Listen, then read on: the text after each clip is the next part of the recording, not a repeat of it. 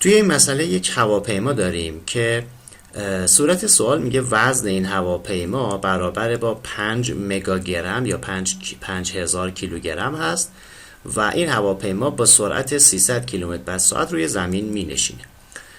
میگه اگر هواپیما با این سرعت 300 کیلومتر بر ساعت که روی زمین نشست، در همون لحظه ترمزها و چتر پشت سر هواپیما باز بشه که باعث میشه سرعت هواپیما کم بشه، در این لحظه هواپیما سرعتش 300 باشه و میخواد مسافتی رو پیدا بکنید که هواپیما بایستی حرکت بکنید تا سرعتش از 300 کیلومتر بر ساعت برسه به 150 کیلومتر بر ساعت. پس مسافت رو میخواد به دست بیاریم. اما رابطه بین نیروی پیشرانش هواپیما که با دی نشونش داده، نیروی درگ یا دی، با سرعت هواپیما متغیر هست و این رابطه رو به این شکل داده: دی برابر با کا ضرب در V2 که کا عدد ثابتی هست. رابطه بین سرعت و نیرو رو پس صورت سوال به ما داده. حالا مقدار x رو میگه پیدا بکنید که سرعت هواپیما از 300 برسه به 150. خب اول رابطه نیرو و سرعت هواپیما رو کامل مشخص بکنیم. این رابطه الان به این شکل هست، میگه دی برابر هست با کا ضرب در V2.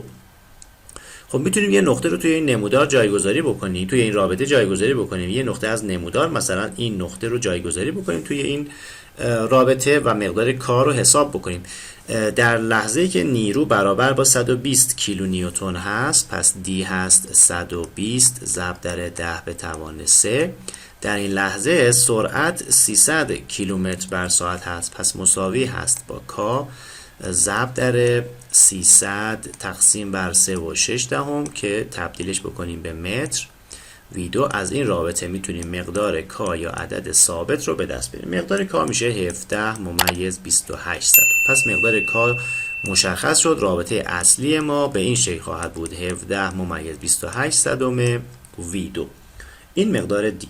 اما برای هواپیما ما نیروی پیشرانش یا درگ رو به این شکل داریم رو به سمت جلو و البته ما یه شتابی هم قراره که به سمت عقب داشته باشیم، چون هواپیما قراره سرعتش کم بشه. خب میتونیم رابطه شتاب رو با نیرو بنویسیم: سیگما F برابر با MA.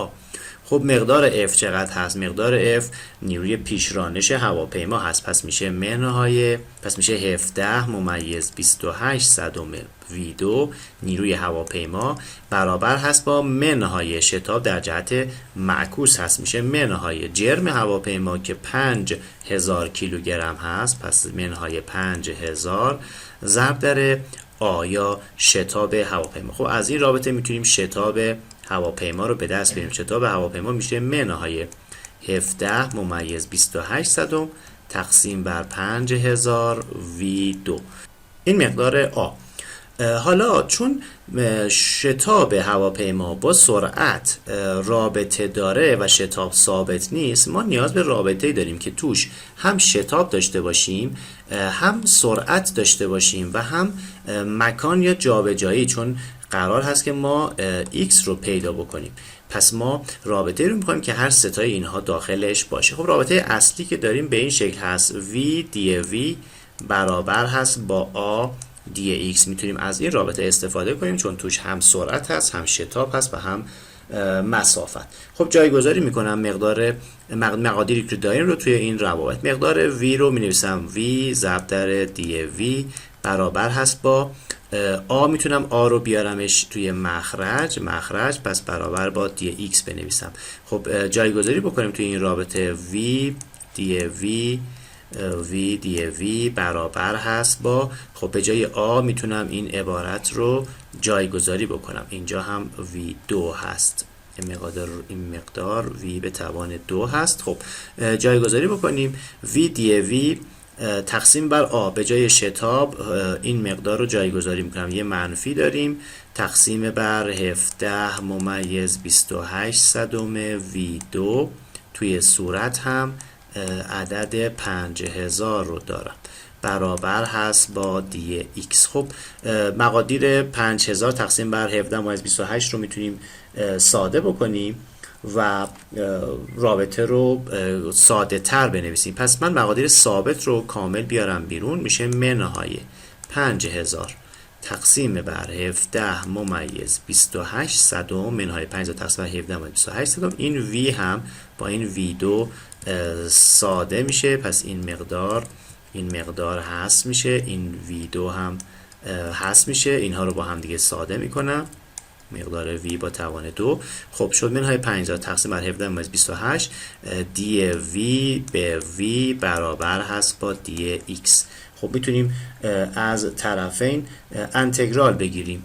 از طرفین اگر انتگرال بگیریم میشه منهای 5000 تقسیم بر 17 ممیز 28 صدم انتگرال دی وی به وی از سرعت اولیه تا سرعت ثانویه برابر با انتگرال دی ایکس که خب از 0 هست تا ایکس. خب این انتگرال رو لازمه که بگیریم، اما برای که انتگرال رو بگیریم ما نیاز به در از حد بالا و حد پایین سرعت داریم. مقدار سرعت اولیه v1 رو میدونیم که قرار 300 کیلومتر بر ساعت باشه. خب به 3.6 تقسیم میکنم تا به متر بر ثانیه مقدارش مشخص بشه، میشه 83 ممیز 3 دهم. سرعت ثانویه یا v2 ما قرار نصف باشه، یعنی 150 کیلومتر بر ساعت. اگر به متر بر ثانیه تبدیلش بکنیم این مقدار میشه 41 ممیز 7 دهم تقریبا. خب مقادیر رو مجدد بنویسم. منهای 5000 تقسیم بر 17 ممیز 28 که میشه منهای 289 ممیز 35 صدم در انتگرال v1 رو داریم 83 و 3 دهم، 83 و 3 دهم، v2 رو داریم 41 و 7 دهم، 41 ممیز 7 دهم، 41 ممیز 7 دهم دی وی به وی برابر هست با انتگرال از 0 تا x دی ایکس. خب سمت راست رو اگر انتگرال بگیریم میشه x و سمت چپ را اگر از یک ویوم دی وی انتگرال بگیریم میشه ln وی.